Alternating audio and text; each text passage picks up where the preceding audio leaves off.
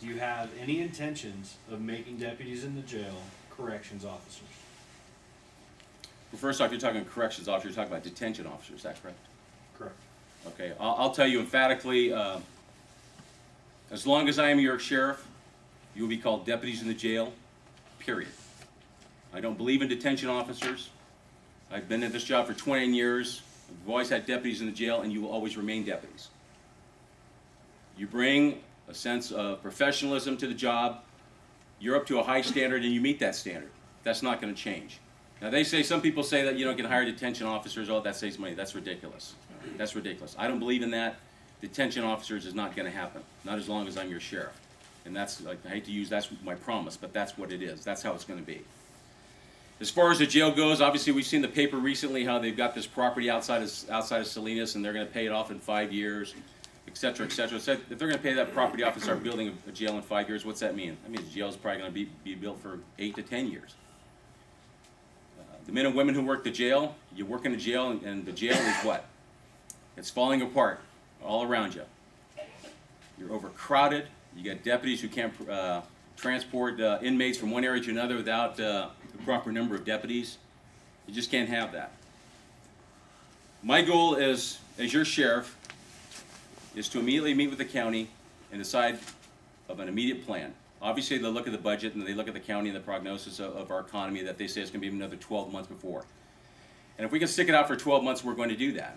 But I will tell you, after that first year, we're going to get back to work and we're going to figure out what we're going to do. Either they're going to build us a new jail, they're going to take the time to invest money, and any of you have been here for some amount of time, you saw what happened with Natividad. They were in the red, they were in the red, they were in the red, they were in the red, and what did the county do? They bailed them out every time. This is not us being bailed out, it's just that we've outgrown the facility. And we need to build a new facility. Now, if the county's going to say, we're going to build a new jail in 8 years, I'm going to say, no, that's unacceptable. My plan, and I've talked about through since announcing, is that I want to build an expansion of the jail, a maximum security area, well, they call it a SHU in the prison. You guys are all familiar with that who work the jail.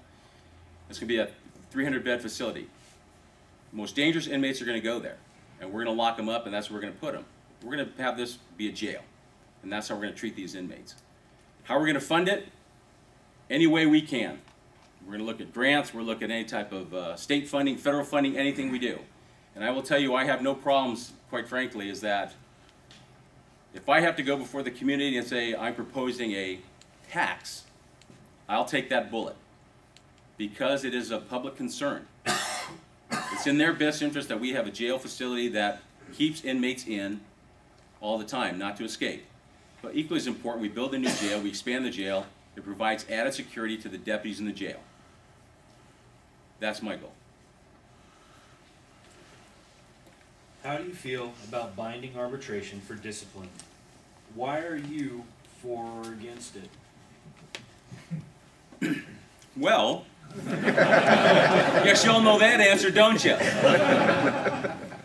Well, I've never been in trouble. I don't mean to lie. I've never been in trouble. I've never been the subject of an IA or had to go to a skelly or anything like that. So I really didn't think much of it. And initially, for many years, I thought, you know, I don't want someone coming in from the outside and making a decision on what goes on in our department. But obviously, my opinion changed. Not only from my incident, but from another deputy in the jail. The reality is it's blatantly unfair. As your sheriff, if we're going to have a professional standards division, and not to say that it doesn't happen, but we want to make our investigations thorough, accurate, complete, and honest. And we as a department should be able to stand there and be scrutinized every part of that investigation. And if it goes to arbitration, we should be able to stand on the merits of that investigation. And if we fail to do it properly, then the arbitrator should rule against us. Now, if we do it right and they still vote against us, so be it. That's life. But at least the employee, if he has been disciplined properly or whatever the circumstance may be, he'll know that he's on notice. And I don't think under the current administration that discipline, which is supposed to be a corrective measure, is basically, in my opinion, a tool for retaliation. And I say that, I'm biased, but that's purely what I believe happened. And I believe the upper administration was involved in my case, and I believe that's why the discipline was imposed. I am for binding arbitration. I have no problem with it. And as your sheriff, I'm going to make a sound decision. If someone thinks otherwise, they can overrule me.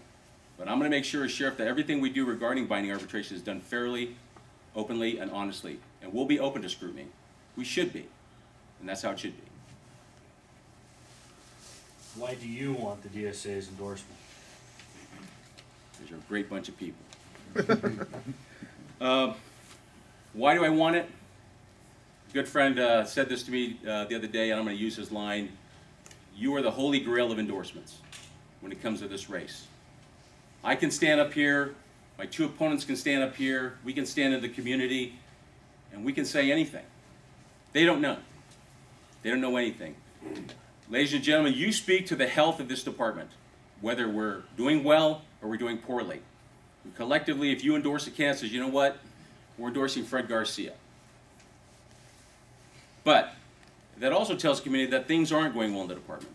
That you recognize there's something wrong with the department, you see a change is needed. And the community sees that. We can say anything. I can go into a room of 50 people. I went to a room today with 25 people. I gave them my story. They don't know. But when I go out and tell people, the men and women of the Sheriff's Department believe in me. They've heard my message. They believe in my message. They believe in me. And that's why they're supporting me. And that's why I want your endorsement. I read the paper yesterday. One opponent received an endorsement. I congratulate him. That's how it goes. The other opponent, he used his spokesman to say that he's got all these other endorsements. Ladies and gentlemen, if I get one, and it's you, that's all that matters to me. And that's why you're so important. What are you going to do to restore the public's confidence in the Monterey County Sheriff's Office once you are elected? The first thing you have to do, first and foremost, is you have to be accountable. You have to be accountable to your community. If members of this department do something wrong, you need to stand in front of them and say, you know what, we made a mistake.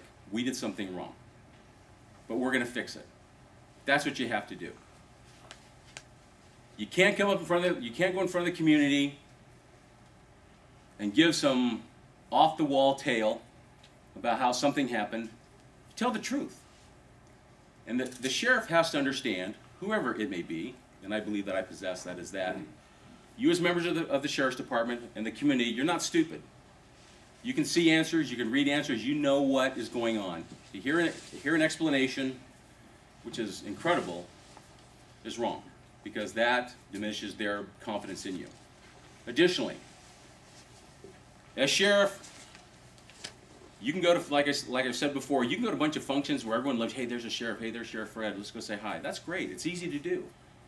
But you have to go to meetings where people are not happy with you. And I'll refer to the situation in Castroville. I'm not taking anyone's side at all in the situation in Castroville. I wasn't there. I don't know. But what you have to do as an obligation as the sheriff, because you serve as residents of Castroville, you have to go there and you have to talk to them. You have to listen to what they have to say. If nothing else, you can agree to disagree.